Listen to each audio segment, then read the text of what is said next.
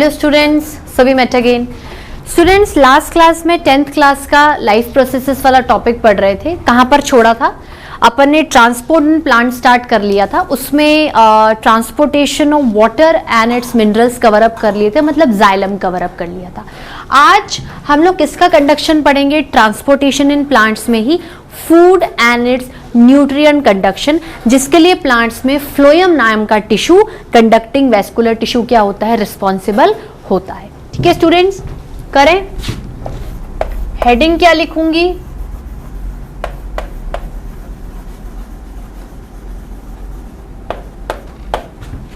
Transportation in plants. Transportation in plants. किसका transportation आज मैं पढ़ने वाली हूं, किसका कंडक्शन डिस्कस करने वाली हूं? Food and it's nutrients conduction. Food and it's nutrients conduction. ठीक है, इसके लिए स्टूडेंट्स कौन सा टिश्यू रिस्पॉन्सिबल है?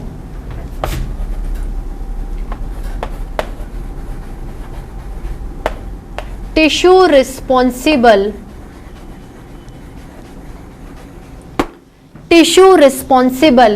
Is phloem.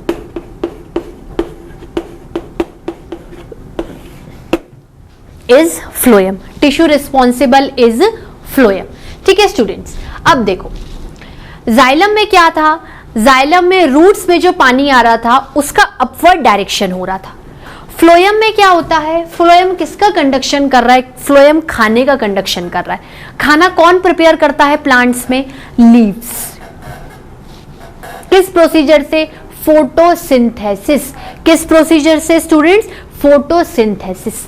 फूड किसकी फॉर्म में बनता है? ग्लूकोज की फॉर्म में बनता है, और बहुत सारे ग्लूकोज बनके स्टार्च का रूप ले लेते हैं और स्टोरेज ऑफ फूड स्टार्च के फॉर्म में हो जाता है।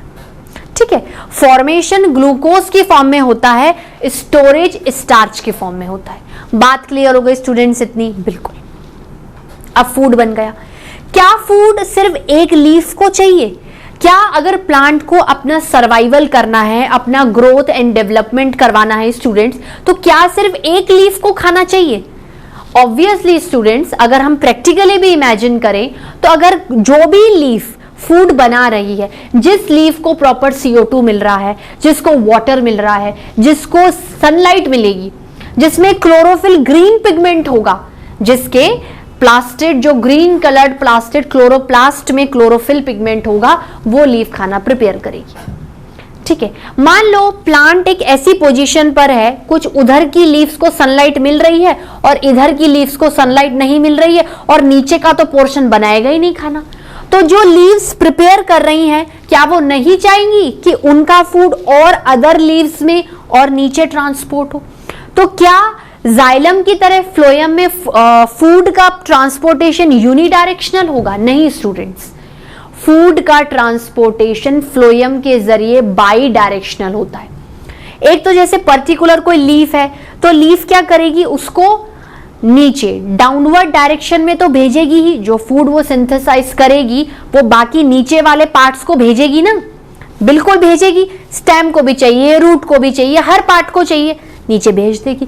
और लीव्स के अगर ऊपर कुछ और पार्ट्स प्रेजेंट है, उस पर्टिकुलर लीव जो फोटोसिंथेसिस करवा रही है उसके ऊपर भी कुछ पार्ट्स प्रेजेंट है, या ऐसी कोई लीव्स प्रेजेंट है, या ऐसी कोई ब्रांच प्रेजेंट है प्लांट की जो कि फोटोसिंथेसिस नहीं करवा पा रही है, तो लीव्स उनको भी भेजेगी। मतलब बाई डायरेक्शनल हो गया। वाटर का फ्लो तो क्या था? यूनिडायरेक्शनल। पूरा नीचे से ऊपर बस एक ही डायरेक्शन है, इधर उधर तो जाने ही नहीं है। पर फूड में क्या है? बाई डायरेक्शनल है, एक तो डाउनवर्ड डायरेक्शन में भी और एक उसके अपवर्ड डायरेक्शन में भी। ठीक है स्टूडेंट्स, तो क्या कहूंगी मैं? Here food is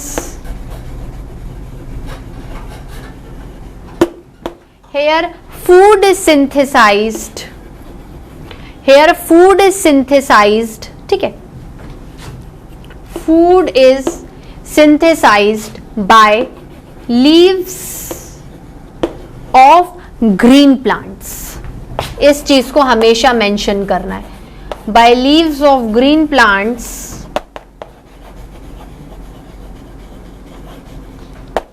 through the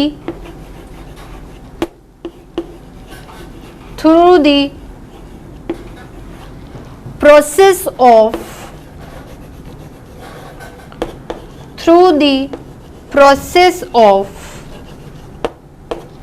photosynthesis. Through the process of photosynthesis. ठीक है, अब होता क्या है, food manufactured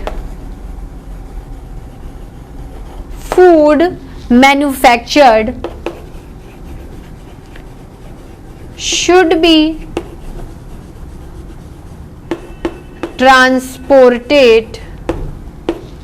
be transported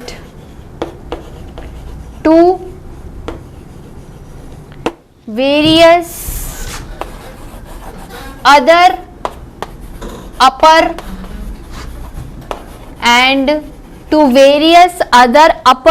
and lower parts of the plant. मतलब क्या होगा, here movement of food occurs in both the directions. Xylem में सिर्फ अपवर्ड डायरेक्शन हो रहा था, फ्लोएम में डाउनवर्ड भी होगा और अपवर्ड भी होगा. Upward and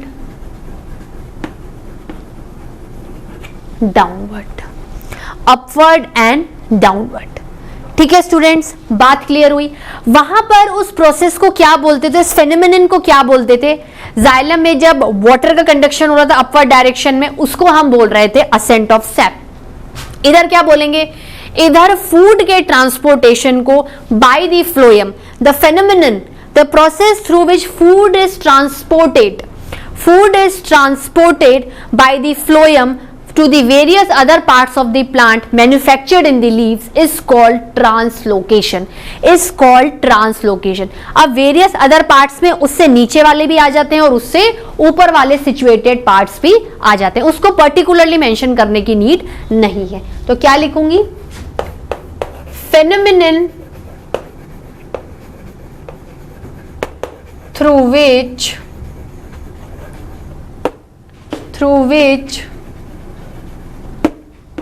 food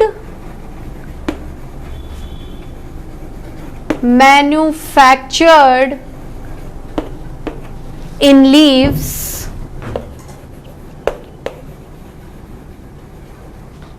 transported by phloem to the various other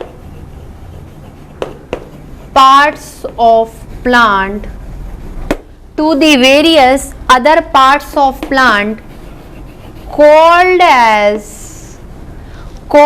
as what is called as translocation.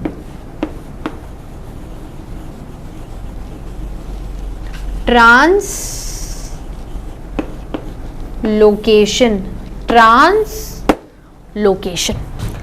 वो प्रोसीजर जिसके जरिए फ्लोएम जो लीव्स में फूड बन चुका है अदर पार्ट्स ऑफ प्लांट को पहुंचाएगा, उस प्रोसीजर को बोलेंगे ट्रांसलोकेशन. तो the tissue responsible is phloem. अब जाइलम की तरह फ्लोएम भी एक टिश्यू है, तो उसमें भी ग्रुपिंग ऑफ सेल्स होगी. वहां पर वेसल्स थे, ट्रैकीड्स थे, जाइलम पेरेन्काइमा था, जाइलम स्क्लेरेन्काइमा था. क्या यहां पर नहीं होंगे, हमने टिश्यू में पढ़ा था. यहां पर sieve tubes, companion cells, phloem parenchyma, phloem sclerenchyma और फ्लोएम स्क्लेरेन्काइमा को छोड़ के बाकी तीनों क्या है? लिविंग टिश्यूज है। बाकी तीनों क्या है? लिविंग टिश्यूज है। उनमें हमेशा कोई ना कोई एक्टिविटी चलती रहेगी, उनमें कोई भी डेडनेस नहीं है, उनमें हमेशा लाइव एक्टिविटी आपको नजर आती रहेगी। ठीक है, तो क्या कहूंगी स्टूडेंट्स में? Like xylem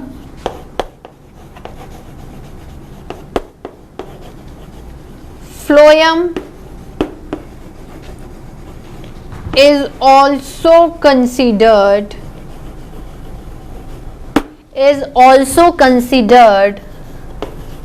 as a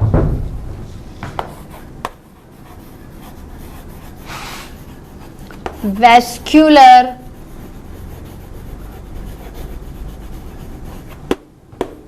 or conducting tissue, as a vascular or conducting tissue for plants composed of various kinds of cells or elements, various kinds of cells or elements। ठीक है, अब क्या होगा? इधर आ जाइए। वेरियस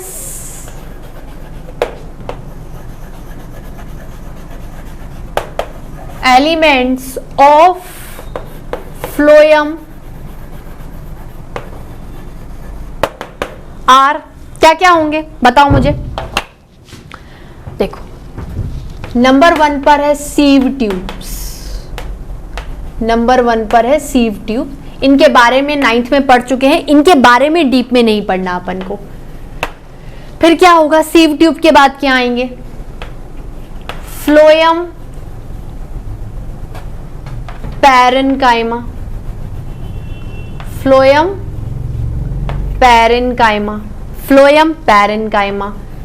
उसके साथ उसके फ्रेंड कंपेनियन सेल क्या होंगे? Companion cell. और 4th वन, चौथा क्या होगा? देखो, फ्लोएम पैरेन्काइमा हो गया, कंपेनियन सेल हो गया, चौथा आएगा फ्लोएम फाइबर्स या फिर फ्लोएम स्क्लेरेन्काइमा, फ्लोएम स्क्लेरेन्काइमा। ठीक है स्टूडेंट्स, नोट डाउन करिए। स्टूडेंट्स नोट डाउन किया? चलिए, ये चीजें हो गई हैं। अब और क्या क्या देख सकते हैं अपन इसमें? देखो, जैसे जाइलम में फैक्टर्स रिस्पॉन्सिबल थे, क्या फ्लोएम में नहीं होंगे? बिल्कुल होंगे। चल देखते हैं किस किस तरीके से फूड का कंडक्शन होगा। देखो, लीफ में क्या है? फोटोसिंथेसिस से फूड मैन्युफैक्चर हो जाएगा। ये तो हमने पढ़ा है कि कैसे मैन्युफैक्चर होगा। अब जो फूड लीफ में बन रहा है उसको क्या करना है? वेरियस अदर पार्ट्स में ट्रांसपोर्ट करना है। कैसे ट्रांसपोर्टेशन करवा पाओगे? फिर से शायद कोई कंसंट्रेशन ग्रेडियंट, कोई डिफरेंस इन कंसंट्रेशन या कोई प्रेशर की वजह से। भाई प्रेशर से इधर ज्यादा है, धक्का मारा, लोअर प्रेशर की तरफ चीज क्या हो गई? ट्रांसमिट हो गई। ऐसा ही कुछ सिनेरियो बनेगा। तो ऐसा बोलते हैं कि जब फोटोसिंथेसिस के जरिए लीफ में फूड बनता है तो उस फूड की वजह से लीफ में ऑस्मोटिक प्रेशर क्रिएट होता है। क्या क्रिएट होता है? Osmotic pressure. और लीफ में क्या है? वो ऑस्मोटिक प्रेशर हाई लेवल पर है और बाकी पार्ट्स में क्या है? उससे ऊपर और नीचे वाले पार्ट्स में वो पार्ट्स लोअर ऑस्मोटिक प्रेशर में है। तो फूड क्या हो जाता है? हाई ऑस्मोटिक प्रेशर से लोअर ऑस्मोटिक प्रेशर की तरफ क्या कर जाता है? मूवमेंट कर जाता है, कंडक्शन कर जाता है, ट्रांसपोर्टेशन कर जाता है। बात समझ में आई स्टूडेंट्स? इसमें बहुत ज्यादा डीप में नहीं है, इतना समझना आपके लिए बहुत है और इतना ही आपकी बुक के लेवल में दे रखा है। तो मैंने आपको क्या बोला कि whatever the food is synthesised by the leaf, there osmotic pressure is created which is very much high. तो from that high osmotic pressure the food is transported to the other parts which are at lower osmotic pressure. Food जहां बना है वहां पर ज्यादा pressure create हो गया है फूड की वजह से, तो जहां प्रेशर कम है मतलब अदर पार्ट्स में ही कम होगा ना, वहां पर क्या कर दो, फूड का कंडक्शन और ट्रांसपोर्टेशन कर दो। ठीक है, बात क्या होगी, food which is manufactured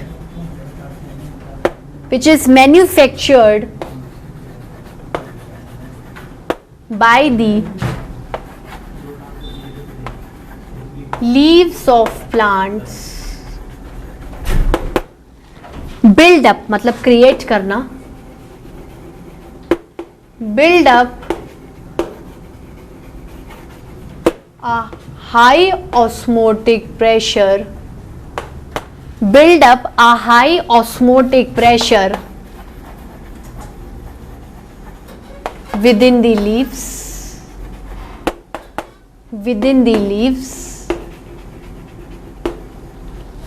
build up high osmotic pressure within the leaves.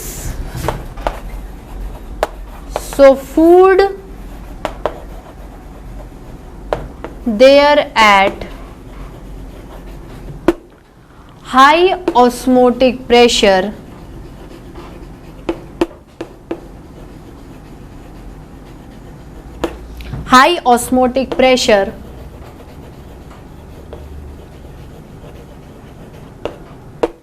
transported to the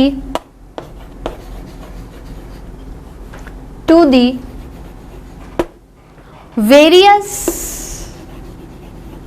other parts of plant,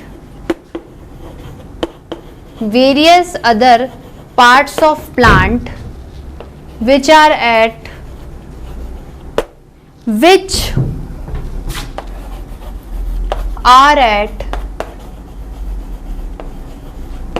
lower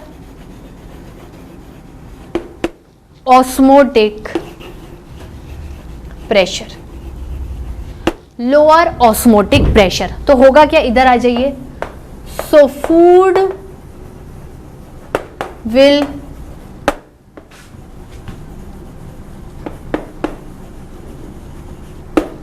food will transported from region of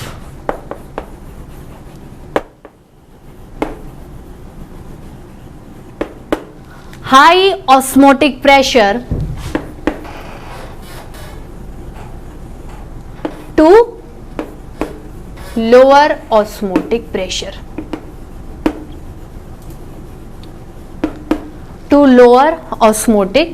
pressure,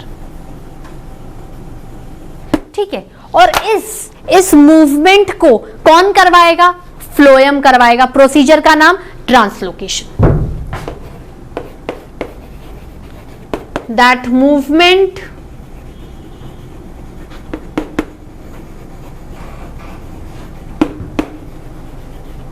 carried out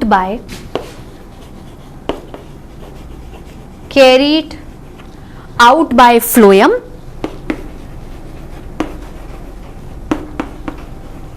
by the process of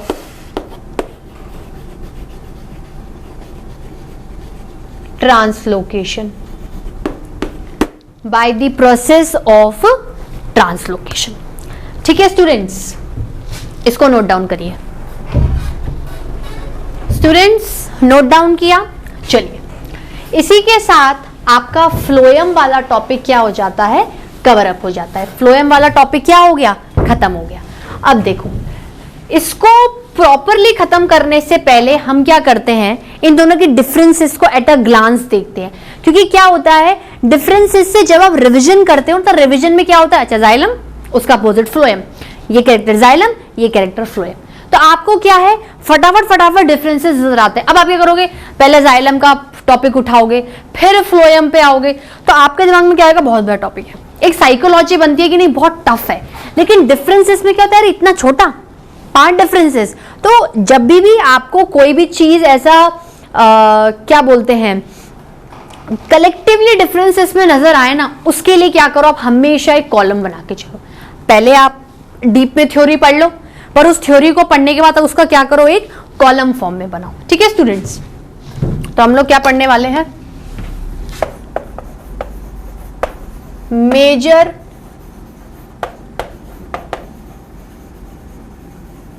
differences between xylem and phloem।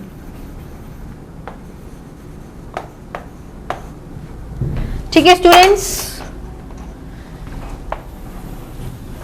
xylem and phloem। अब हम क्या करते हैं, differences देखते हैं। ये xylem के, ये फ्लोएम के। ठीक है स्टूडेंट्स, बात क्लियर हो गई।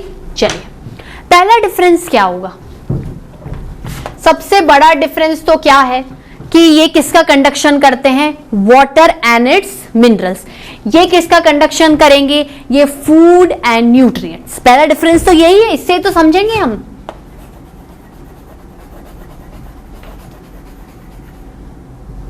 Conduction of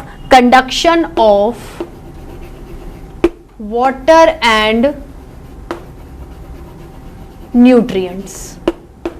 conduction of water and nutrients, यहां पर क्या है, conduction of, sorry student, water के साथ मिनरल्स आएंगे, न्यूट्रिएंट्स नहीं, वाटर एंड मिनरल्स। ठीक है, इसमें क्या होगा, conduction of food and nutrients, conduction of food and nutrients, conduction of food and nutrients. अब इसमें क्या डायरेक्शन है, इसमें डायरेक्शन हमेशा यूनी डायरेक्शनल है, from roots to various other parts of plant. Roots हमेशा नीचे होंगी और वेरियस अदर पार्ट से, ऐसा नहीं कि रूट से वापस पानी अंडरग्राउंड चला गया, नहीं, रूट्स से पानी आएगा हमेशा ऊपर ही जाएगा। लेकिन फ्लोएम में क्या है कि कोई पर्टिकुलर लीफ या कोई पार्ट सिंथेसाइज कर रहा है फूड को, तो वो उससे सिचुएटेड नीचे वाले पार्ट्स में भी भेजेगा और उससे सिचुएटेड ऊपर वाले पार्ट्स में भी भेजेगा। तो डायरेक्शन हमेशा जाइलम की यूनी डायरेक्शनल होगी और फ्लोएम की बाई डायरेक्शनल। ठीक है स्टूडेंट्स,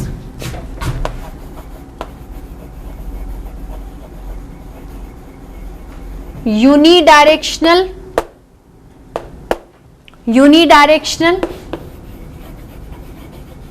बाई डायरेक्शनल,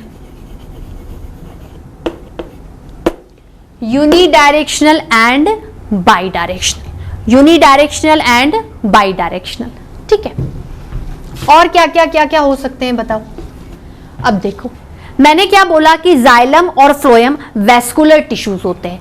जाइलम और फ्लोएम क्या होते हैं, वेस्कुलर टिश्यूज होते हैं। तो हम ये कह सकते हैं कि एक कोई बंडल है वेसल्स का, या एक वेस्कुलर बंडल है, उस बंडल में जाइलम भी सिचुएटेड है, फ्लोएम भी सिचुएटेड है। अब उस बंडल में कहां सिचुएटेड है, अभी क्या है, बहुत ज्यादा डीप में नहीं जाना इस चीज के।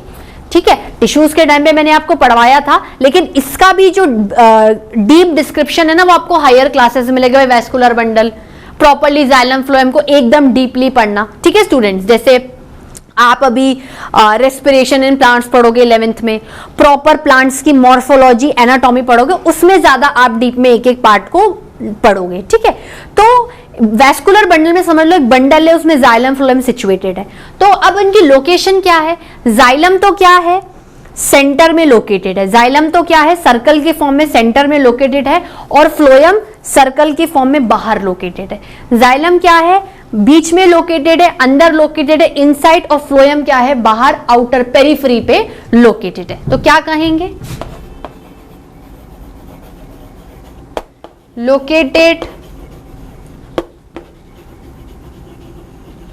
located at the center of vascular bundle,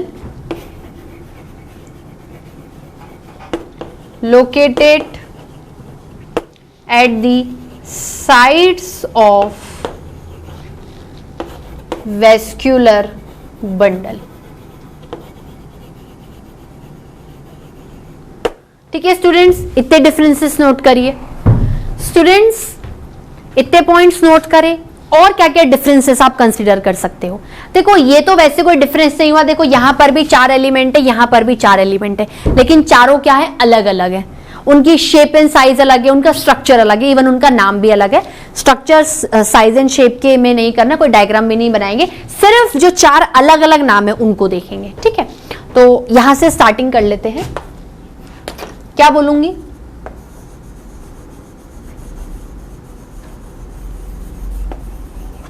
composed of 4 cells or called as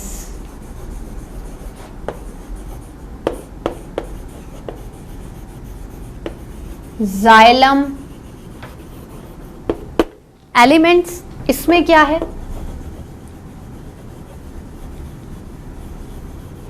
composed of 4 cells or called as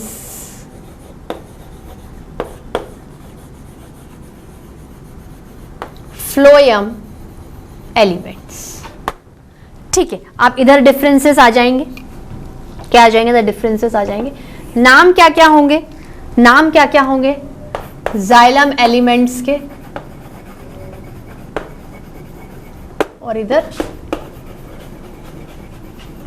phloem elements के। ये भी तो एक डिफरेंसेस है ना, जैसे अगर आपके एग्जाम में 3 मार्क्स का क्वेश्चन आता है तो you can write it very nicely. पहला क्या है, देखो पहला क्या डिफरेंस आएगा, पहला नाम क्या आएगा, पूरा पूरा लिखते हैं, चलो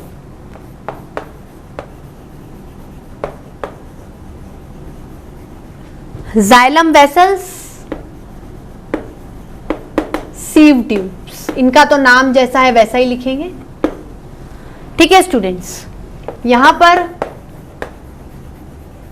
जाइलम ट्रैकिड्स, इनको इन नाम से भी जानते हैं, लेकिन इनका जो नाम है वो यही है।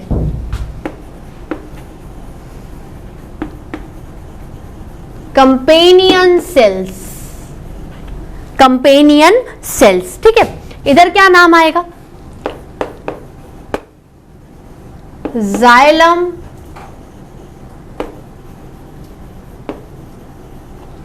पैरेन्काइमा,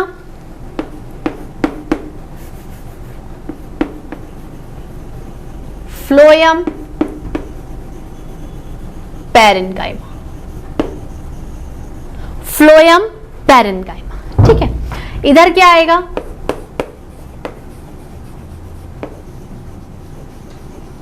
जाइलम स्क्लेरेन्काइमा और फाइबर्स, और फाइबर्स यहां पर क्या है, फ्लोएम स्क्लेरेन्काइमा, फ्लोएम स्क्लेरेन्काइमा और फाइबर्स। ठीक है स्टूडेंट्स, बात क्लियर हो गई, तो समझ में आए डिफरेंसेस। आज का लेक्चर मैं यहीं ओवर करती हूं।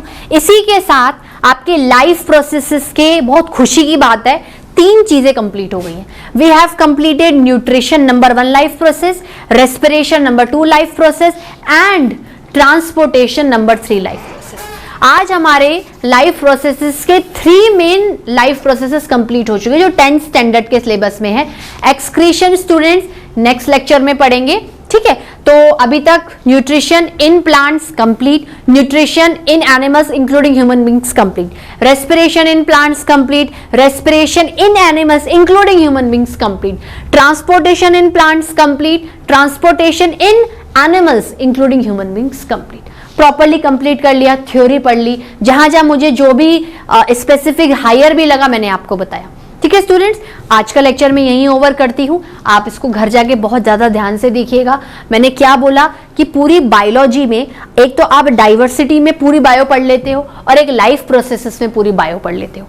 ठीक है, अभी वैसे लाइफ प्रोसेस इसमें पूरे नहीं हुए, नेक्स्ट लेक्चर में जैसे एक्सक्रीशन आएगा, उसके बाद में आपको how do organisms reproduce, reproduction पढ़ाऊंगी, देन कंट्रोल एंड कोऑर्डिनेशन में नर्वस सिस्टम पढ़ाऊंगी, जब जाके क्यूमुलेटिव और कोऑर्डिनेटिव तरीके से आपके चैप्टर्स क्या होंगे, कंप्लीट होंगे। पर अभी जो 10th का हम लाइफ प्रोसेसेस पढ़ रहे हैं उसमें 3 कर लिए हैं, नेक्स्ट लेक्चर में एक्सक्रीशन करेंगे, उसमें एक्सक्रीशन की डेफिनेशन, उसका इंट्रोडक्शन, एक्सक्रीशन इन प्लांट्स और excretion in animals including human beings.